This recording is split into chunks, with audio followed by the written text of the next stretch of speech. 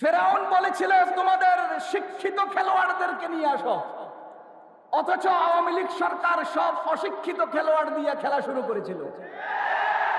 ফেরাউনের সেই অশিক্ষিত খেলোয়াড়রা পারে নাই, তোদের অশিক্ষিত খেলোয়াড়রা পারবে কিভাবে?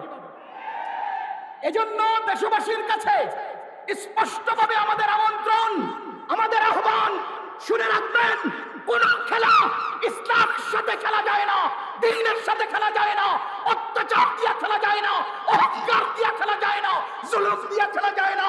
যা কেউ জুলুম অত্যাচারের খেলা শুরু করবেন আওয়ামী লীগের মতো, আপনারও পতন হবে, আপনাদেরও পতন হবে।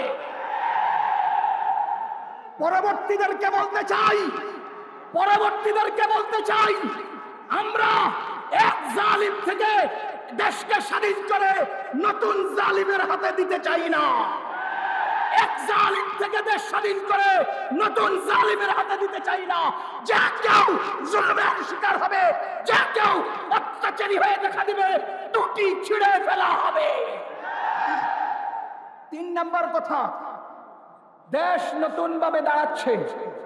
দেশ আমাদের সকলের।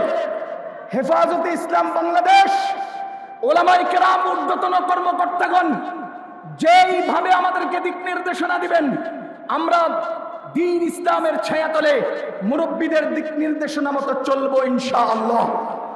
আল্লাহ হেফাজতে ইসলামকে কবুল করুন, সকলকে আল্লাহ তাআলা দ্বীনের জন্য কবুল করুন। আগেই বলেছিলাম, নৌকায় লোক বেশি উঠলে নড়াচড়া করতে হয় না।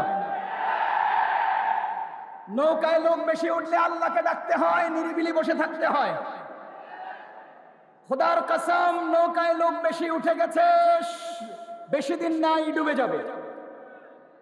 এই ডুবে যাওয়ার পেছনে মূল অবদানকার?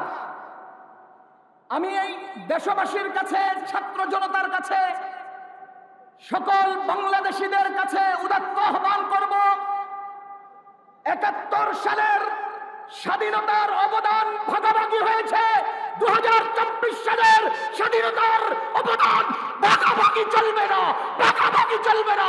সবাই করেছে, সবাই করেছে।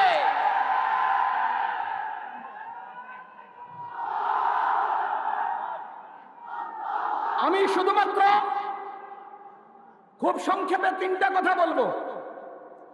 1 নাম্বার, ওয়াকালা ফিরআউন উতুনি বিকুল্লি সাহিরিন আলিম।